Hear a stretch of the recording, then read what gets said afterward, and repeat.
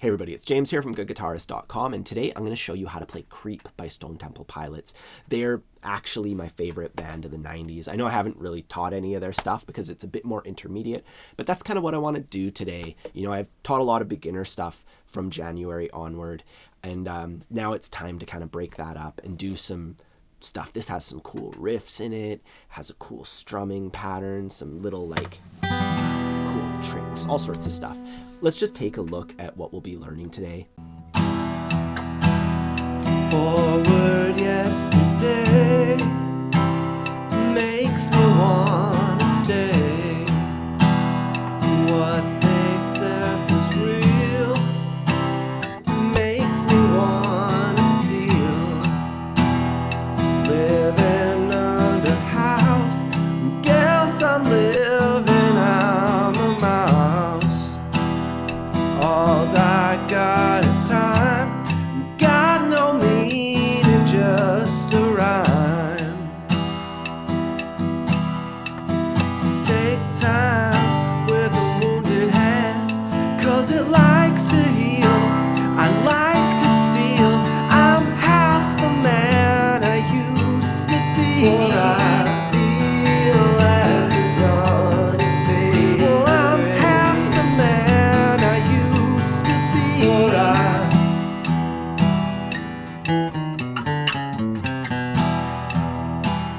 So there's quite a bit to learn here. I'm definitely going to assume that you're already comfortable with chords and strumming. That way we can focus on all those cool add-ons and all that stuff that's going to take you past just the country roads kind of stuff, right? Really quick before we get started, if you want a reference for all things guitar, I have a free ebook, and that's just awesome to have, whether you're a more of a beginner or a late beginner or wherever.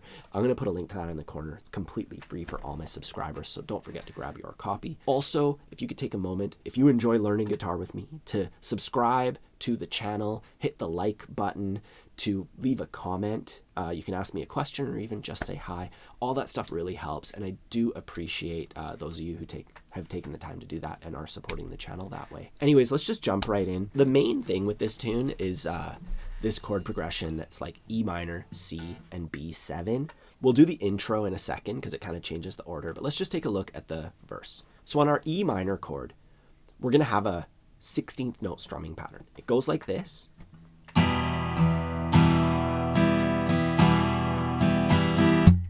When you listen to the song, the beat is really slow. It's like that.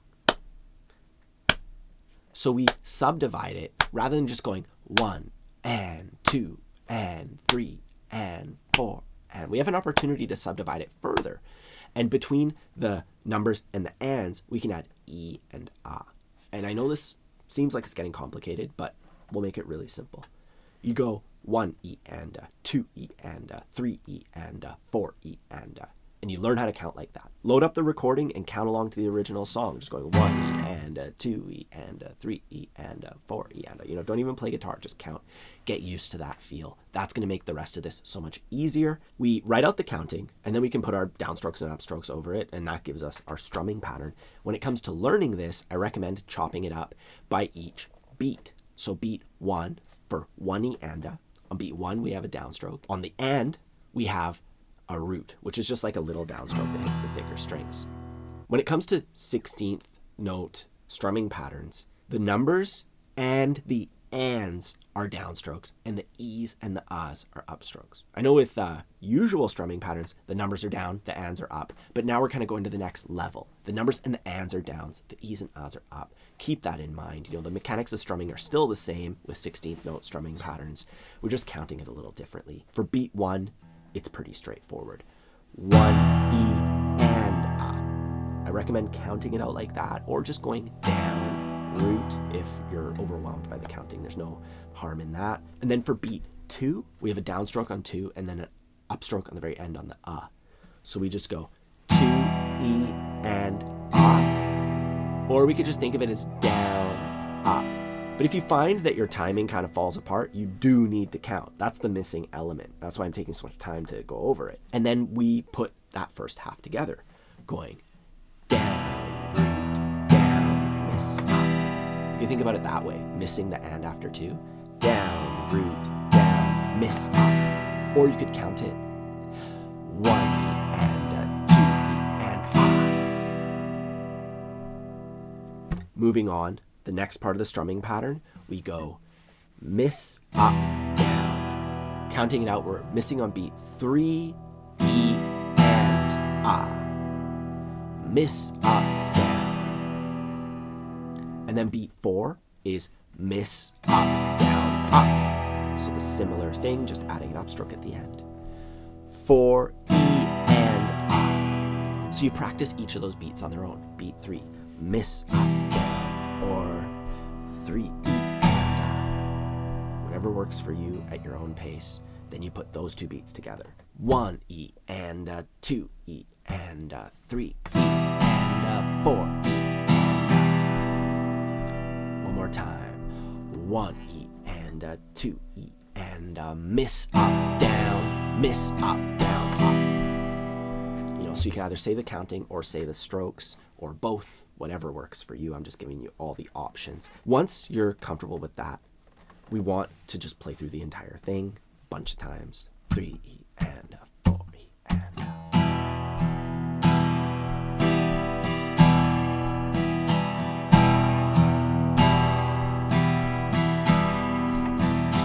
down, root, down, up, down, miss, up, down, up.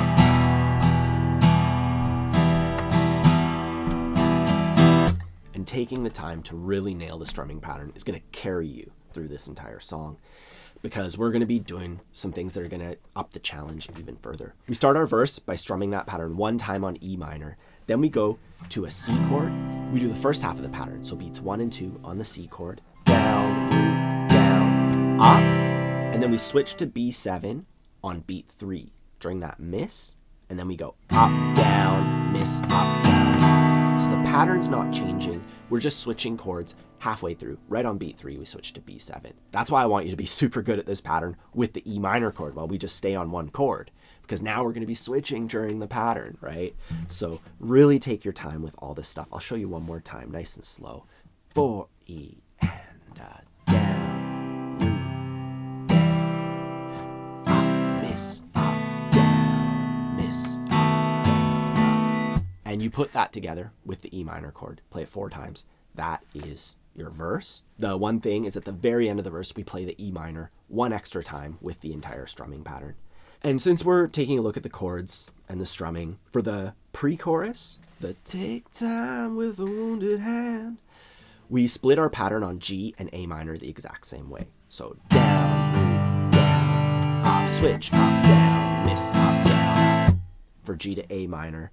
And then we play a full E minor. We do that a couple more times, and then near the end of the chorus, G, A minor, and then we split C and D.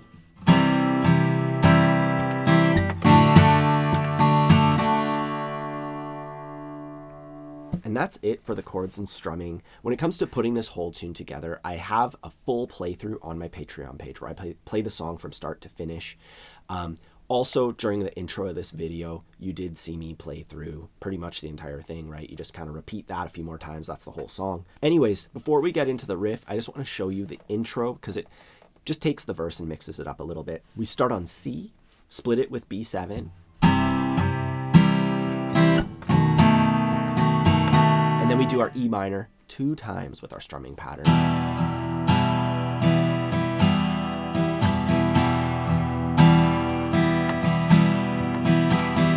And then we do C and B7 again.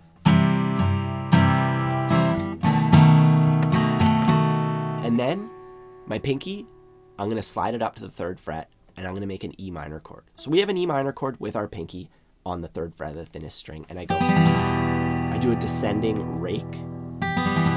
So I'm just letting my pick kind of just rake through the strings from the thinnest string to the thickest. That's optional, but it sounds super dope and it sounds a lot like the recording, right? So and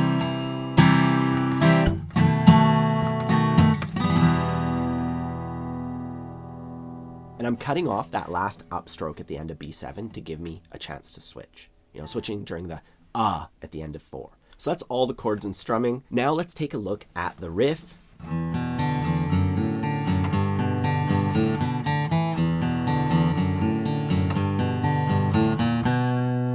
Rhythmically, it's really easy because we're just playing every single beat. You know, 1 E and a 2 E and a 3 E and a 4 E and a, you know, and that's really cool. I like that about this riff. It's the one easy thing. But we are arpeggiating through some strings. There's a string skip in there. Let's just take a look at it from the start. We're beginning on this shape. It's like an E minor 7 shape, I guess. I can put my middle or my index on the 2nd fret of the A string, and I gotta curl it enough so that I'm not touching the D string. I start at the thickest string, and I just pick through those 3 strings. So O, 2, O on the 3 thickest strings. Then I come back to the thickest string. That's my pattern. And you can just mute the strings and just try that picking pattern a whole bunch. You know, from the thickest string going like E, A, D, E, over and over again.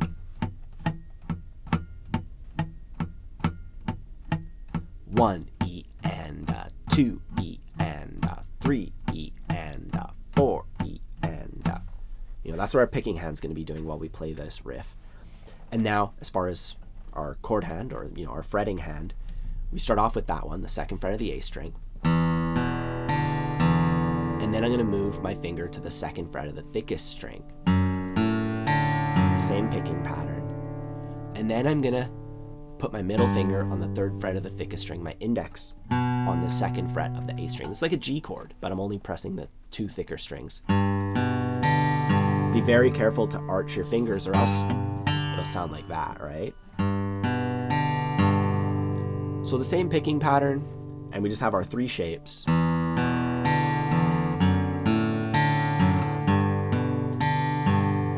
And then I just play a bit of the E minor pentatonic scale.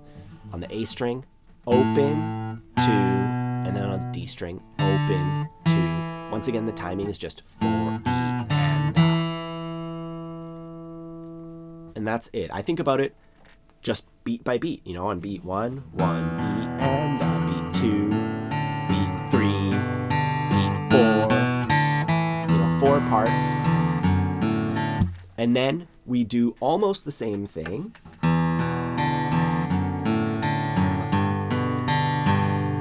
but for beat 4, we're just gonna go, so that's on the A string, I'm just going O, 1, 2. I'm using my index for the 1st fret, my middle finger for the 2nd fret. Rhythmically, 4, E, and So that last on the end of 4 is the only part where we're not plucking a new note.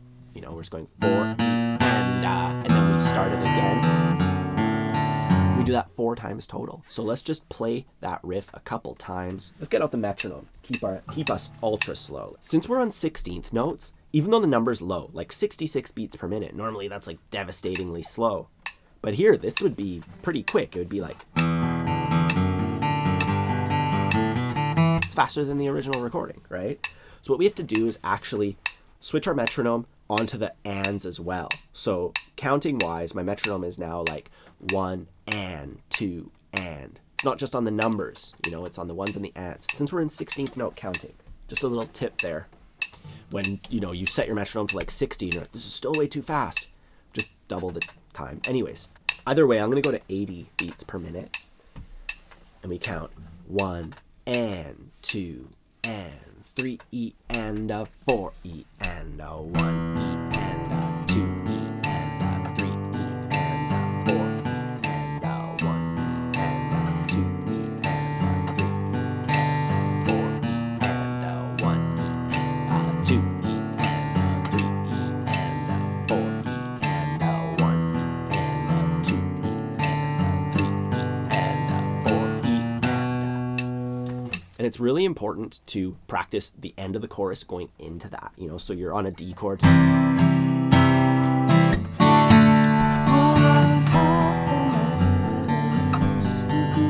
You know, just doing that strumming pattern on the D chord from that upstroke and going right into that shape. It's worth practicing the switch like that. And as far as the strumming, you finish on an upstroke and you're ready to pluck that thickest string. And now coming out of the riff, we go to an interlude. So it goes like this.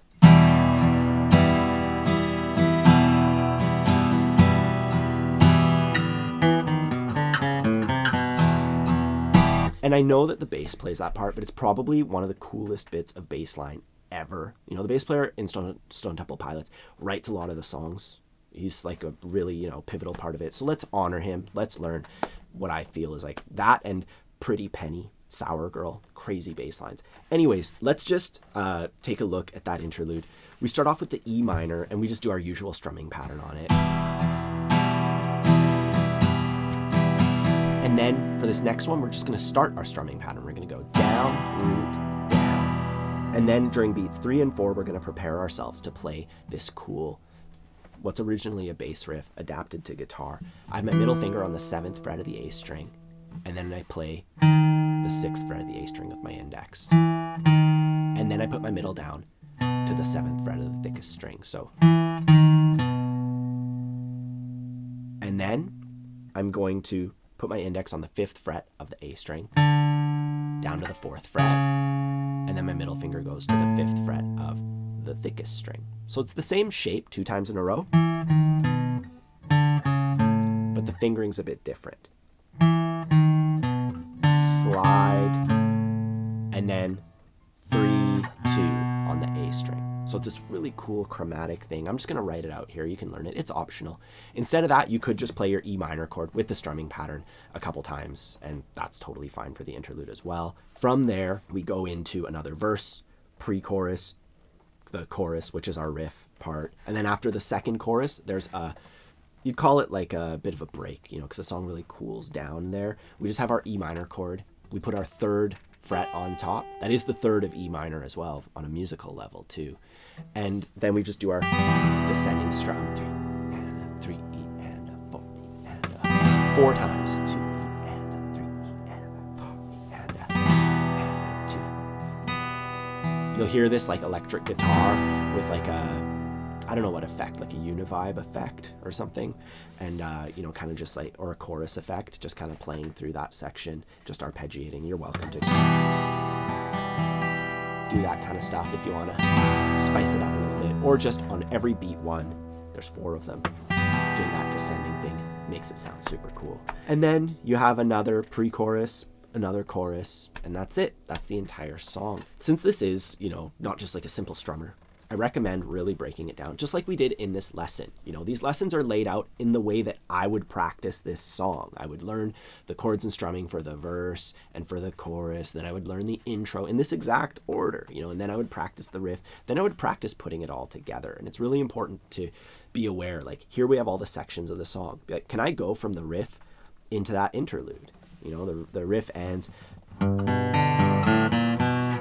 then the interlude has the strumming pattern. So make sure you can do that.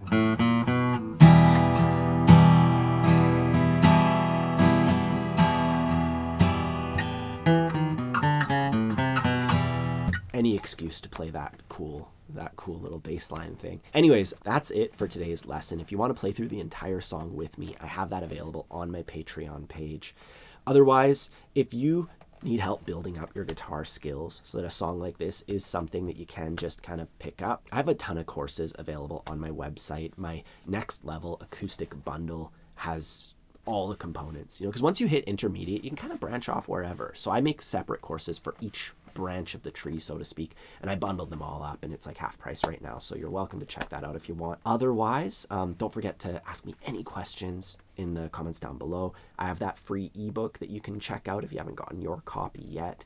If you enjoy learning guitar with me, take a moment to subscribe, like, hit the bell icon. I really appreciate all your support, whichever way you choose to support me, even if it's just watching the YouTube lessons. I really do like that. And yeah, have a fun time practicing, and I'll see you soon.